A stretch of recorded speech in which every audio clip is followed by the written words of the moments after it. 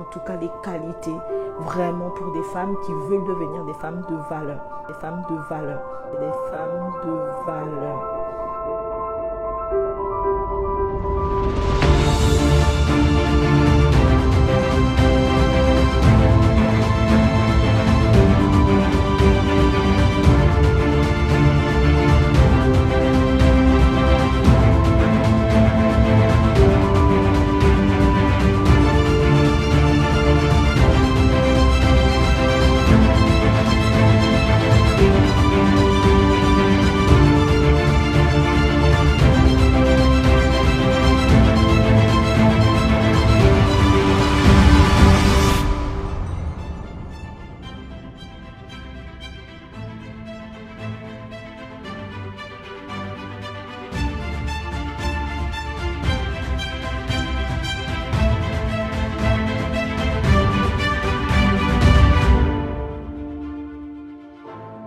La place à ne pas donner à la belle famille. Donc, sans plus tarder, donc, c'est quoi la belle famille? La belle famille, c'est juste la famille de votre conjoint, en fait. La belle famille, c'est un terme, en fait, qui désigne également des beaux-parents, les grands-parents, également des frères et sœurs, les oncles et tantes de notre conjoint. Voilà, donc quand je dis la place à ne pas donner à la belle famille, la place signifie simplement un emplacement, voilà, un champ d'action, voilà, destiné à une personne en fait. Voilà, c'est une position qu'une personne doit occuper. Et donc, moi, quand je dis la place à ne pas donner à une personne, cela signifie qu'une position que vous ne devez normalement pas donner à votre belle famille, en fait. Une position, un emplacement, un champ d'action qu'il ne devait pas avoir. OK? Donc, qu'est-ce que je veux dire par là?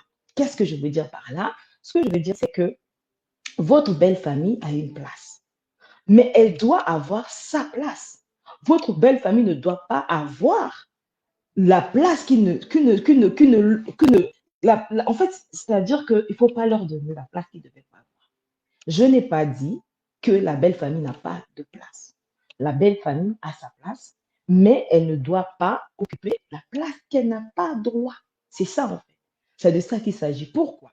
Quelqu'un me dira, mais Nazine, pourquoi ce thème? Pourquoi tu dis que, est-ce qu'il y a une femme, il y a une place que nous avons donnée à notre belle famille et qu'on ne devait pas donner?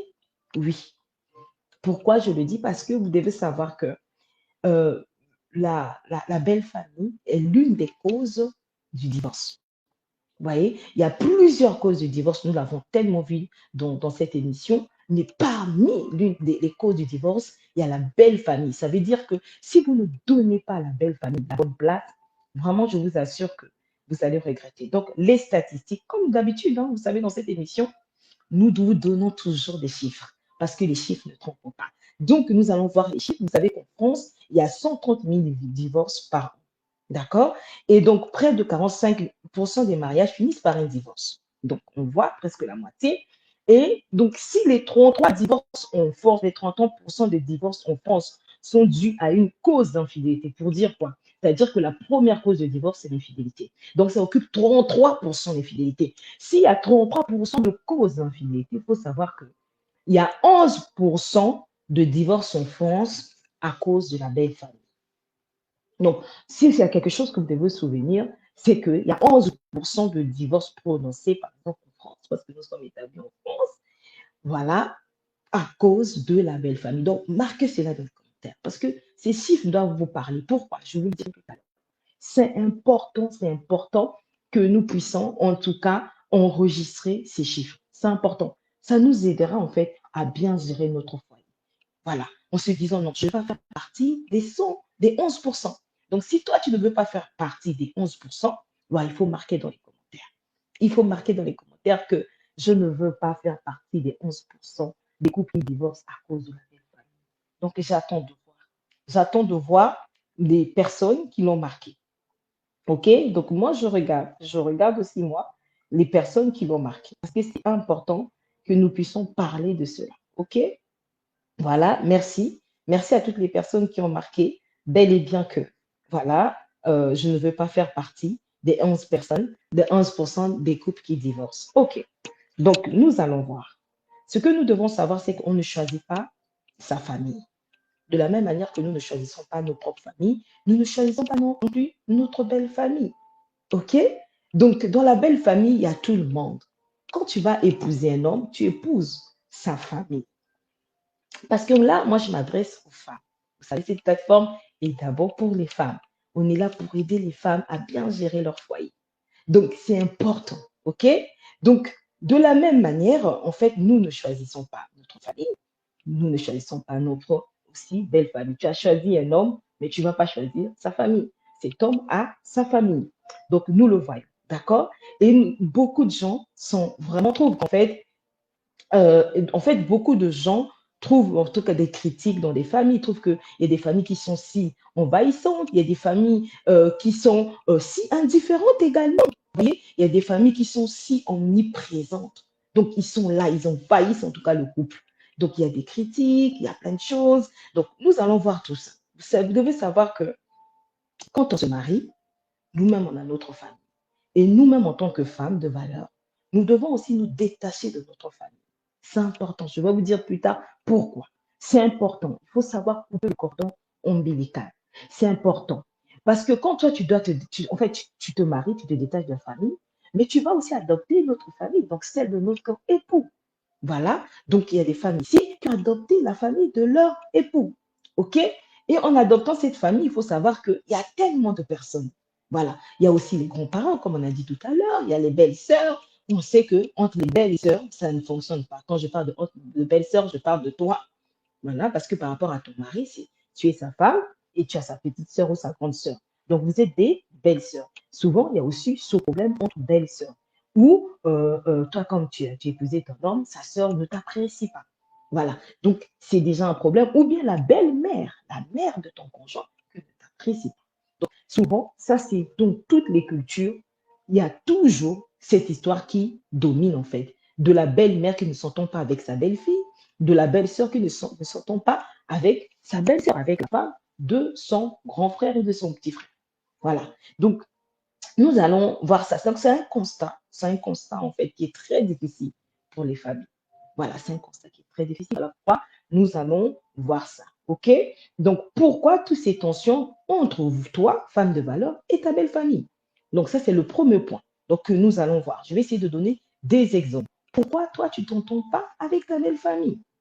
Déjà, avant de commencer à énumérer les trois exemples que j'ai à cœur aujourd'hui, mais marquez déjà dans les commentaires. Marquez déjà dans les commentaires que la belle-mère et la belle-fille ne s'entendent pas très souvent et aussi les belles entre, en tout cas, toi et ta belle-sœur. Vous mettrez ça. Vous devez mettre ça.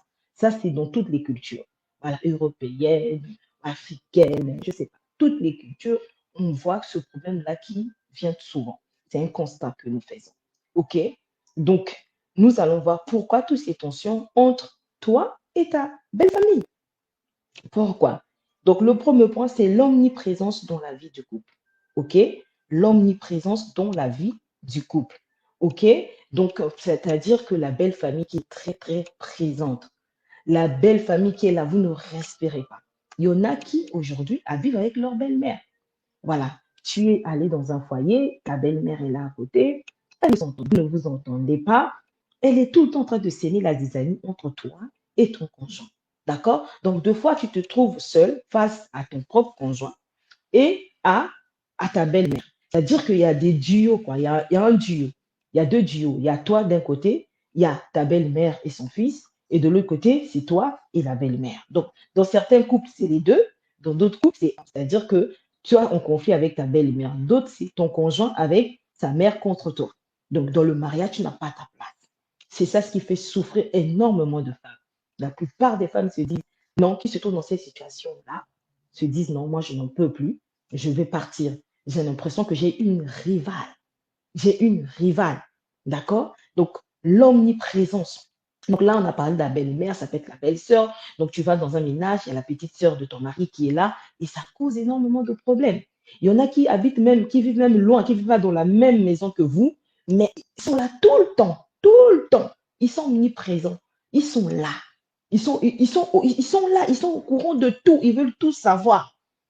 C'est ça qu'on parle de ne pas occuper la place qu'elle devait occuper. C'est-à-dire que ton mari, quand il a un problème, il informe d'abord sa mère. Donc, elle est au courant que ton mari a eu un travail, que ton mari a une affaire et que ça a marché, que ça n'a pas marché. Même un souci de santé, de pas la belle-mère est même au courant, mais toi, la femme à la maison, tu n'es même pas au courant. Tu n'es même pas au courant. Donc, ton mari, la première personne informée, c'est sa mère. Donc, toi, tu as l'impression que tu as une rivale. Et cette rivale-là, c'est ta belle-mère ou des fois, c'est ta belle-sœur. Donc, ça cause énormément de souffrance. OK, l'omniprésence. Et le deuxième point, le deuxième exemple, c'est l'ingérence dans le mode de vie ou de l'éducation des enfants. Vous voyez? Donc, la belle famille qui décide à votre place. La belle famille. Le dernier mot, c'est la belle-mère. C'est la belle-sœur. Ils sont là, ils sont en train de prendre des décisions à votre place. C'est-à-dire que vous-même en tant que couple, c'est comme si vous n'avez rien à dire, comme si vous êtes des enfants. C'est eux qui décident. Vous vivez des situations dans votre maison, mais qui viennent en tout cas de la belle famille, de la belle famille. Vous êtes dans des situations très difficiles à cause des choix de la belle maman. La belle maman qui s'impose, le beau-père qui s'impose, la belle-sœur qui s'impose. Donc, toi, tu es là surtout la femme, tu n'as rien à dire. Voilà, tu ne dois rien dire. C'est les décisions du beau-père, c'est les décisions de la belle-mère, de la belle-sœur, du beau-frère qui dominent dans votre foyer. L'ingérence. Voilà, l'éducation des enfants. Oui, la belle-maman dit, moi, je veux ceci, je veux ça. Donc, c'est compliqué. Troisième point, les critiques incessantes. Voilà, les belles mamans qui trouvent que mon fils n'a pas épousé une bonne femme. Donc, on critique la femme. Il y a des femmes ici qui souffrent parce que la belle-mère la critique, l'insulte, la méprise, la calomnie. Partout, elle va parler du matin. Dès qu'il y a quelque chose qui ne va pas, c'est toi. Même si son fils là ne veut pas l'aider, c'est la femme là qui ne veut pas que c'est la femme de mon fils qui ne veut pas que mon fils m'aide. Elle est venue nous séparer. Les belles-mères, les beaux-pères oublient que c'est leur foyer. Mais ils sont là, ils critiquent. Tu ne sais pas faire à manger. Tu ne sais pas prendre soin de leur fils. Tu ne sais pas prendre soin de leurs enfants. De vos enfants à vous, de leurs petits-enfants, de leurs nièces, de leurs neveux. Donc, tu n'es bonne à rien. Tu n'es pas une bonne femme pour son frère. Son frère a fait des études. Toi, tu n'as même pas un bon niveau scolaire. Son frère, il est beau et toi, tu es moche. On critique tout le temps. Tu ne sais pas t'habiller. Quel genre de femme, tu ressembles à une villageoise. Des insultes, des critiques sans cesse, des critiques incessantes. Donc voilà, il y a des femmes ici qui sont connectées, qui vivent ces situations. Vous pouvez marquer ça. Même si vous n'avez pas vécu, mais vous avez vu des choses comme ça, marquez. Si vous avez été impressionné, dégoûté de voir ce genre de situation, des critiques incessantes à l'égard d'une femme que tu connais, ton entourage, tu peux marquer dans les commentaires. Si c'est l'ingérence vraiment comme on a vu tout à l'heure, dans le mode de vie ou de l'éducation des enfants, tu marques aussi. Si c'est l'omniprésence dans la vie de couple de la belle famille, tu marques également dans les commentaires. Je veux voir des femmes qui retiennent cela, c'est important. Donc, vous allez dire, Nazdel, mais tu dis que on ne devait pas leur donner cette place. Mais quelle est la bonne place à leur donner? Est-ce que cette famille devait être omniprésente. Cette belle famille doit s'ingérer dans votre vie de couple, dans l'éducation de vos enfants. Cette belle famille doit continuer à vous critiquer, à critiquer à te critiquer, toi, femme de valeur, toi qui as épousé leur fils, qui a épousé leur fille, et qui a épousé leur frère, excusez-moi. Donc, nous allons voir la bonne place à donner à sa belle famille et à sa propre famille. Parce que vous savez, nous devons être des femmes équilibrées. Oui, on parle là de la belle famille. Toi-même aussi, tu as une famille. Si toi-même, tu laisses ta famille être présente, il y a aussi un problème. Tu laisses aussi ta famille s'ingérer dans votre vie de couple, il y a un problème. Tu laisses aussi que ta famille critique ton mari, il y a un problème. Donc, on doit être équilibré. Nous devons être équilibrés. D'accord? C'est important. Merci. Merci vraiment pour ce commentaire. Donc, moi, je vais commencer déjà par vous expliquer quelque chose. Vous savez, dans cette émission, nous sommes toujours là pour essayer d'expliquer la source. Parce que quand on ne comprend pas la source, on est voué à l'échec. C'est important de comprendre, déjà dans le mariage. Hein, en fait, déjà de comprendre que c'est Dieu qui a institué le mariage. Le mariage n'est pas une invention humaine. Le mariage vient de Dieu. Et ce Dieu-là, dans sa parole, il dit que c'est un Dieu d'ordre. C'est un Dieu d'ordre. C'est-à-dire qu'il a donné un ordre. D'accord? Et quand on renverse l'ordre de Dieu, c'est là qu'on commence à subir les conséquences. quand on a vu dans les statistiques qu'il y a 11% de couples qui divorcent à cause de la belle famille, ça veut dire que eux là, ils n'ont pas compris l'ordre, ils n'ont pas respecté l'ordre. Ils sont même peut-être au courant de l'ordre que Dieu a établi. Parce que vous ne pouvez pas gérer bien quelque chose si vous ne connaissez pas ce que vous devez faire. Quand nous allons à la pharmacie, nous achetons les médicaments, il y a toujours une notice. Nous achetons un tel appareil, même un téléphone, il y a même une notice pour t'expliquer comment utiliser ce téléphone, comment bien l'utiliser et conserver ce téléphone, cet appareil, ce que tu as acheté. Tu vois? Donc, c'est la même chose dans le mariage. Force est de constater que les familles sont détruites parce qu'on n'a pas compris. Donc, moi, aujourd'hui, ce que je vais faire, je vais déjà essayer de vous expliquer que chaque membre de la famille a sa place. Mais personne ne doit occuper la place de l'un des conjoints. Vous voyez, personne ne doit occuper ta place. Toi, femme mariée, tu as ta place. C'est pas à la belle-mère d'occuper ta place. Vous voyez, c'est pas à la belle-sœur d'occuper ta place. Sinon, il y a un désordre. Il y a un désordre. Donc, vous devez bien vous entendre avec votre belle famille. Donc, j'insiste, c'est vraiment bon à savoir. Relevez-moi ce point parce que c'est important. Écrivez, notez, retenez bien ce point. Vous devez bien vous entendre avec votre belle famille, mais vous ne devez pas leur donner la place qu'elles ne devaient pas. Elles ne devaient pas avoir. Donc, vous voyez, quand nous les achetons, par exemple, que ça soit une mangue, que ça soit un avocat. Vous voyez, il y a toujours le noyau. Le noyau, là, ça constitue le couple. C'est comme le couple. Maintenant, tout autour, là, quand on mange le fruit, là, quand on mange la chair de la mangue, quand on mange cela, ça, c'est maintenant ce qui vient après. C'est-à-dire ce qui entoure le noyau. Vous voyez, ce qui entoure le noyau à sa place. Vous voyez bien, même quand Dieu a créé même le fruit, chaque élément à sa place. La peau à sa place, la chair à sa place, le noyau à sa place. Donc, le couple, c'est vraiment le noyau.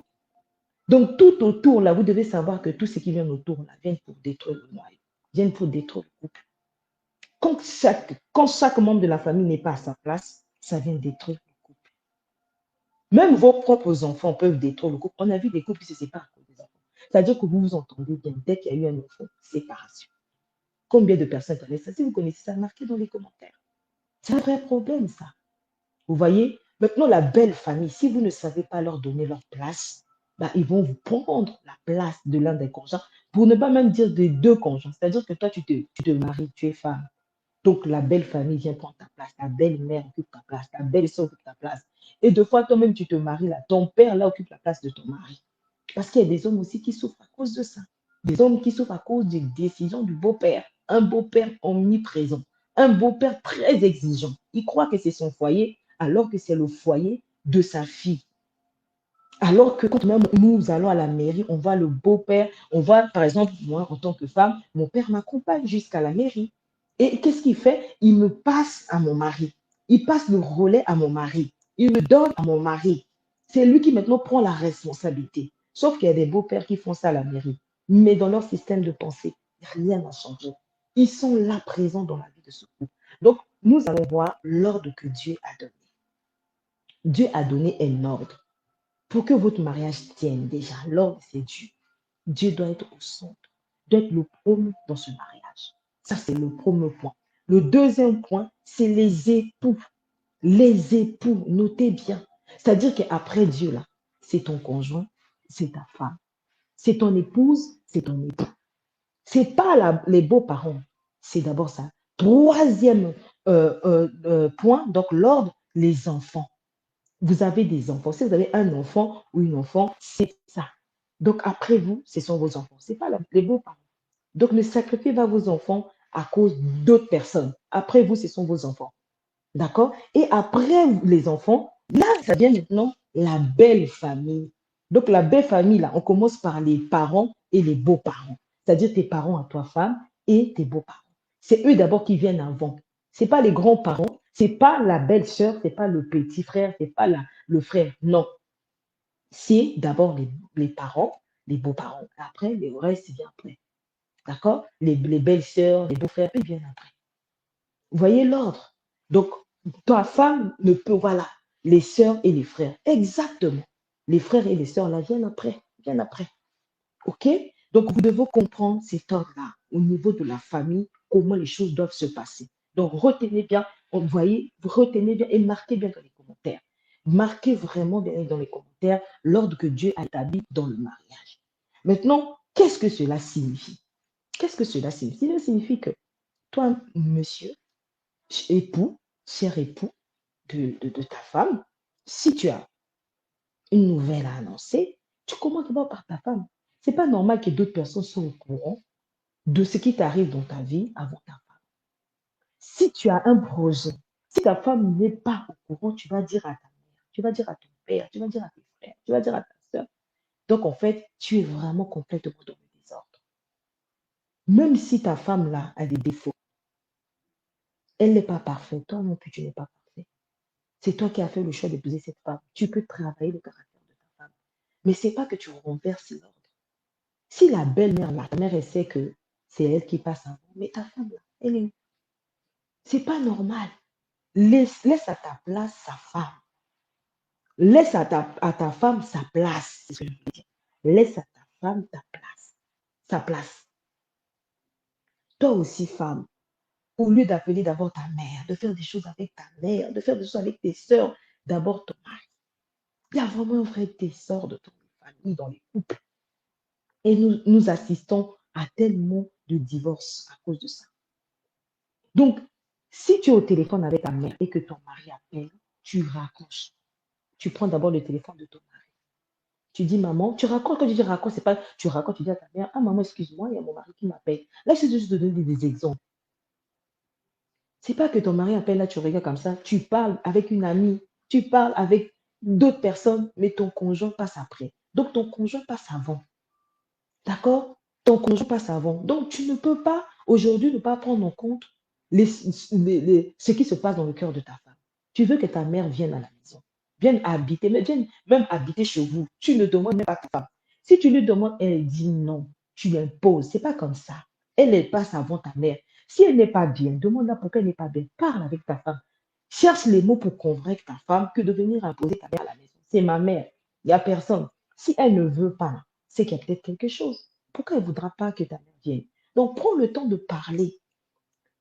Oh non, il y a mon frère qui arrive. Tu ne demandes même pas à ta femme si elle va bien, si elle peut recevoir ta famille. Non, tu viens, tu t'imposes parce que tu es le chef. Non, tu es le chef, il faut être un bon chef. Je dis toujours ça. C'est pas parce que Dieu a dit que vous êtes des chefs, vous devez être des mauvais chefs. Un mauvais chef, ça ne donne pas envie. Tu vas dans une entreprise, ton patron est en train de te mener la vie guerre. Pourquoi tu vas continuer? Donc, dans le foyer aussi, tu mènes la vie dure à ta femme. Pourquoi elle va continuer? Donc, mets ta femme à l'aise. Si tu donnes la place de ta femme à ta mère, c'est clair qu'elle ne va pas se sentir en confiance. Elle ne va pas se sentir bien. Et tu n'auras pas une femme qui va être heureuse. Une femme qui n'est pas heureuse, comment toi tu peux être bien? Tu vois? Donc, ça là, il faut vraiment que ça soit corrigé. Il faudra que ça soit corrigé. Je vois des belles sœurs qui viennent insulter les femmes de leur frère. Pourquoi? Pourquoi? Même si ta femme a tort, mais vraiment, prends la partie de ta femme. Vous êtes le noyau, vous êtes des alliés. C'est ton vis-à-vis, c'est notre toi. Donc, même si elle a tort, essaie de bien ranger les choses. Ne montre pas à ta sœur que non, elle occupe plus, tu as plus d'amour à ta sœur qu'à ta femme. C'est vrai, vous avez grandi ensemble, le sang qui circule dans vos veines, vous avez, voilà, cet ADN, mais vraiment, mets ta place, mets ta femme à sa place. OK? Donc, on va voir ici, voilà, ce que je veux dire vraiment. Là, c'était des petits exemples pour vous aider dans la vie de tous les jours. L'argent, tu caches chez ta mère, tu donnes. Tu t'occupes de ta mère, tu t'occupes pas de ta femme. Ça, c'est un désordre. Tu t'occupes pas de tes enfants, tu t'occupes de tes neveux, de tes nièces, de tes amis même. Donc, notre sujet, c'est la belle famille. On va rester là. OK? Donc, toi, tu ne t'occupes pas de ta femme. Toi, c'est ta belle-mère. Tu fais les choses, tu construis une maison, c'est ta mère qui est sur le chantier. C'est ta mère. Mais attends, mais ta femme alors? C'est ta femme qui doit s'en occuper, c'est pas ta mère. Ta mère a son foyer. Elle est la femme de ton père. Elle n'a qu'à gérer le foyer. Elle ne doit pas être là présente. Elle peut vous donner des conseils, oui, mais elle ne doit pas être là à la place de ta femme. Tu ne vas pas faire les choses avec ta mère. Toi aussi, femme, tu ne vas pas faire les choses avec ta mère en oubliant ton mari. Non, ton mari est le chef dans sa maison. Donc, comprenez bien ces choses, ça va vous aider. OK? Donc, moi, ce que je veux vous dire, je vais vous donner un élément. Il est possible d'honorer les parents sans les impliquer dans l'intimité du couple. Parce que en tant que croyant, surtout pour les croyants, là, les beaux-parents qui disent, oui, Dieu a dit, il faut honorer son père. Ça, c'est même pas que les croyants, ça, c'est tout le monde, hein. Moi, j'entends ça de tout le monde. Oui, il faut honorer ses parents. Honorer ses parents ne signifie pas qu'ils doivent prendre la place de leur belle-mère. Non, non, non, non, non, non. Certaines personnes expliquent leur dépendance vis-à-vis de leurs parents par le fait que non, Dieu nous demande de les honorer. C'est pas comme ça.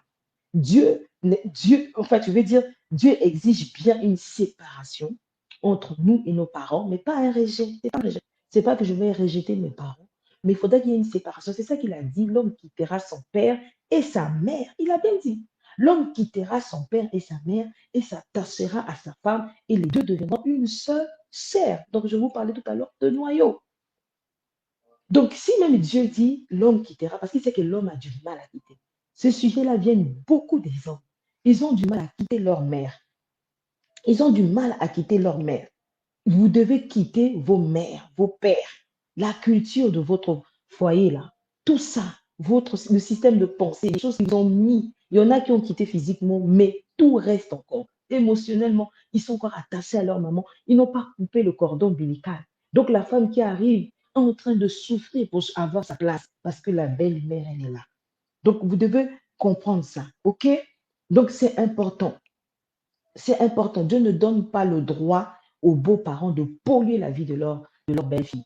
Parce qu'ici, il y a des belles-mères qui sont connectées. Ne faites pas ça. Ne faites pas ça. OK? Donc, un couple ne peut pas être développé véritablement tant que les conjoints sont scotchés encore à leurs parents. Si vous êtes encore collés, serrés, cimentés à vos parents, bon, on ne peut pas former un couple. Il y a des personnes ici, il y a des couples ici qui ne sont pas des couples. On les appelle monsieur, madame et tel, mais en fait, ils ne font pas un couple. Parce que chacun est resté attaché à ses parents. Chacun est resté dans son ancienne famille. Donc, c'est toute une guerre. C'était un problème pour qu'ils soient unis. C'est tout un problème. Vous devez vous détacher. Vous devez vous séparer. Vous devez vous séparer tant spirituellement, tant émotionnellement, tant, je dirais même, physiquement. C'est important. Quand je parle de physiquement, je vais dire avec le cordon ombilical, là, il faut vraiment couper. Il faut vraiment couper. Il faut vraiment couper, c'est important. Donc, nous allons voir un deuxième point. Il est important que le couple établisse des limites et de prendre des distances. Oui, vous devez établir des limites. C'est pas possible. Si vous n'établissez pas des limites, vous ne prenez pas de la distance, ça va être compliqué. Moi, je vois des filles qui vont raconter toutes leurs problèmes conjugaux à leur maman. Non, c'est pas normal. C'est ce que j'explique même dans mon livre ici. Hein. Vous ne devez pas aller demander conseil à vos parents. C'est pas possible. Tu as des problèmes de couple. Tu vas parler du mal de ton mari à ta mère. Tu vas parler du mal de ta mari à ton père. Et toi, vice-versa. Tu vas parler du mal de ta femme à ta mère. C'est pas normal à tes sœurs. C'est ta femme. Gérez vos problèmes loin de la famille. Les conseils conjugaux sont là. Allez y voir des conseils conjugaux. C'est important parce que les conseils conjugaux sont à l'extérieur de votre vie de couple. Ils seront là et ils sont armés pour vous aider. Moi, je suis conseillère en relation d'aide. J'aide énormément de femmes. Donc, c'est important. N'allez pas demander des conseils à vos parents. C'est pas possible. Parce que ce sont des personnes engagées spirituellement. Émotionnellement, excusez-moi. Ils sont engagés émotionnellement. Tu vas expliquer ça à ta mère. C'est normal que ta mère puisse haïr ta femme. Après, tu t'étonnes.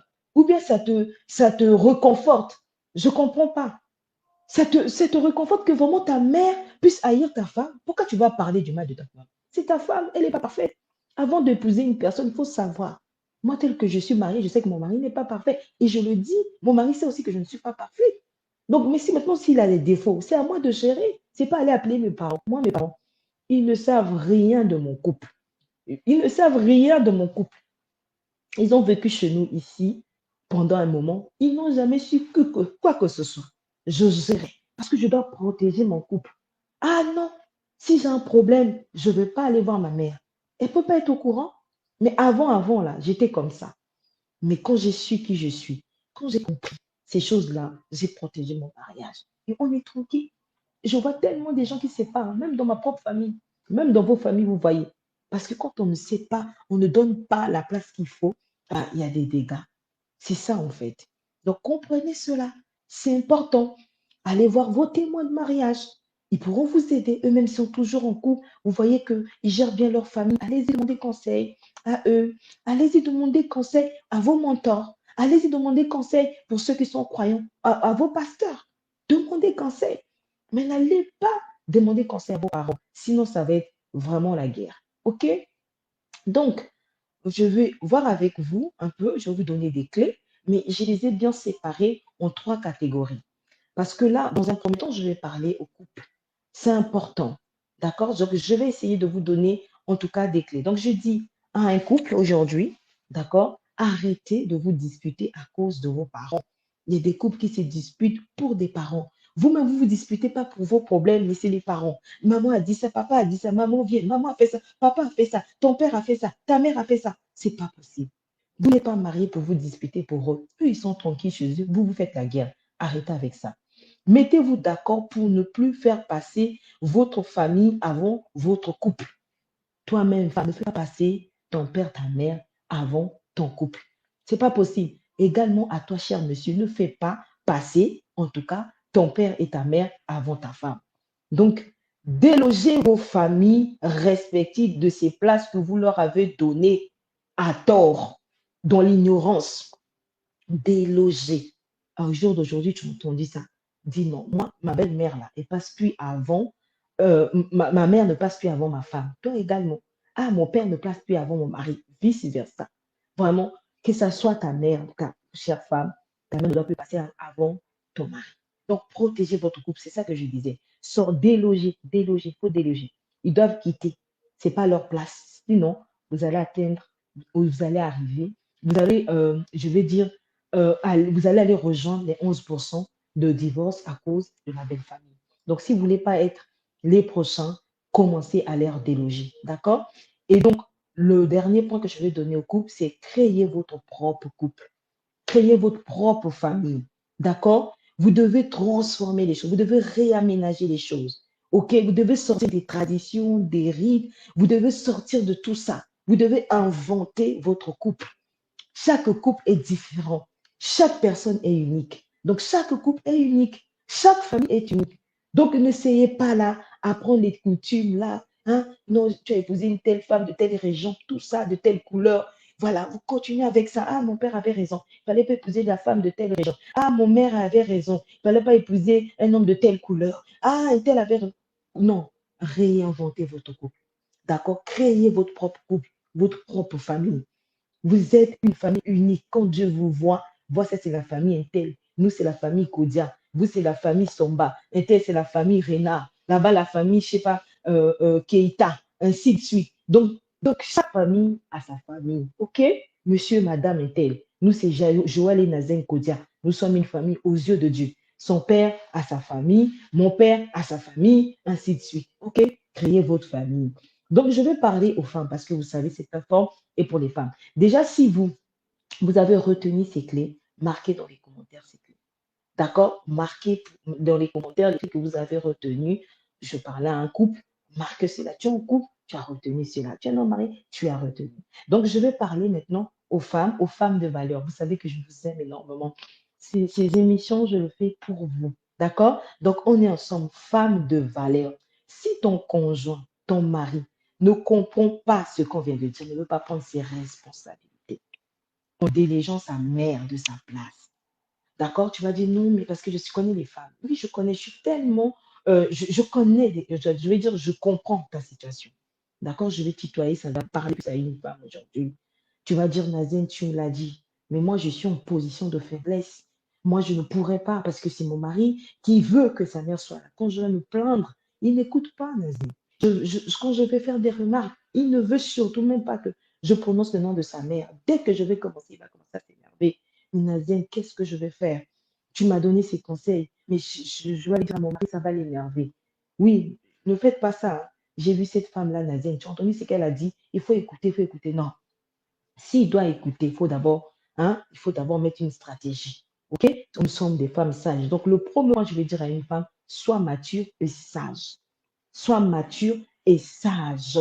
Soumets-toi à l'ordre divin. C'est important. OK? C'est ce que cela signifie. Tu es une personne sage, tu ne vas pas être là à pleurer à cause des émotions. D'accord? tu es une personne mature. Donc voilà, tu restes là. Tu es une femme forte, une femme de valeur, une femme remplie d'assurance. Ok, ne te panique pas. Ne commence pas à pleurer tout le temps. Une femme sage, Dieu a dit, bâtis sa maison.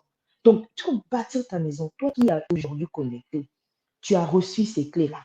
Tu as compris l'ordre divin. Ne te dis pas que, ah, moi, mon conjoint, il fait passer sa mère. Moi aussi, je vais faire passer ma mère.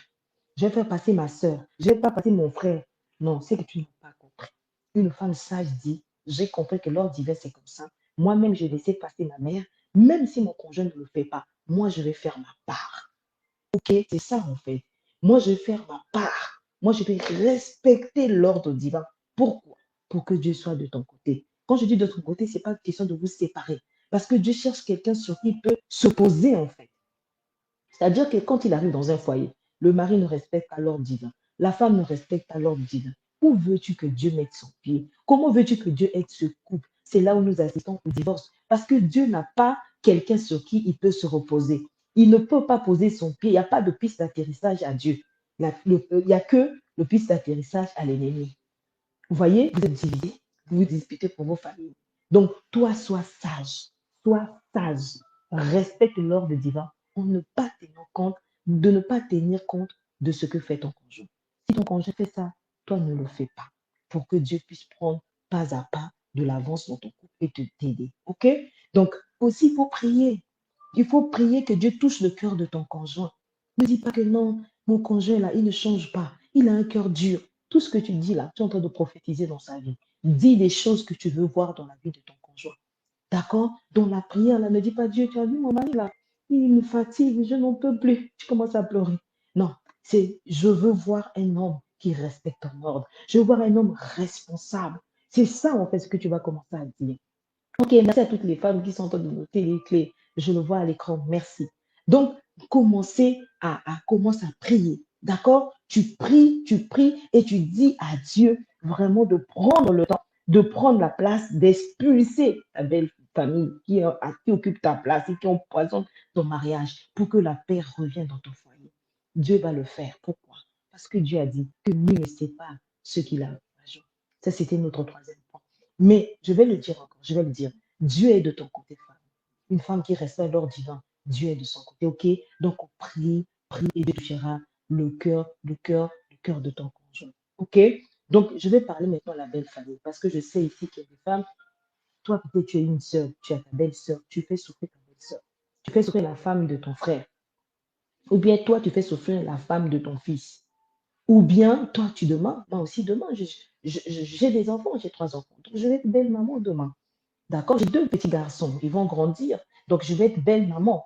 Donc, c'est des choses que nous devons savoir. Dieu a bien dit que nul ne divise. Dieu est clair. Hein. Il a dit que l'homme donc ne sépare pas ce que lui a joint. Il est en train de parler à une belle-mère, il est en train de parler à un beau-frère, il est en train de parler à un beau-père, il est en train de nous parler à tous. N'allez pas, en tout cas, détruire le mariage de votre soeur, de votre frère, de votre belle-fille, de votre fils. En tout cas, ne détruisez pas. Ne soyez pas la cause que Dieu, quand il regarde, il dit, tiens, ils ont des problèmes. C'est la belle-mère. Ne faites pas ça. C'est le beau-père, c'est la sœur, c'est le frère, c'est le père. Donc, la belle famille, vous comprenez cela. Si tu sais si c'est quelque chose que tu es en train de faire, il faut vraiment que tu t'arrêtes. OK? Donc, j'ai parlé à un couple, j'ai parlé à une femme, j'ai parlé à une belle famille. Donc, marquez cela dans les commentaires, ok? Marquez cela dans les commentaires. Donc là, nous venons en tout cas les qualités vraiment pour des femmes qui veulent devenir des femmes de valeur, des femmes de valeur, des femmes de valeur.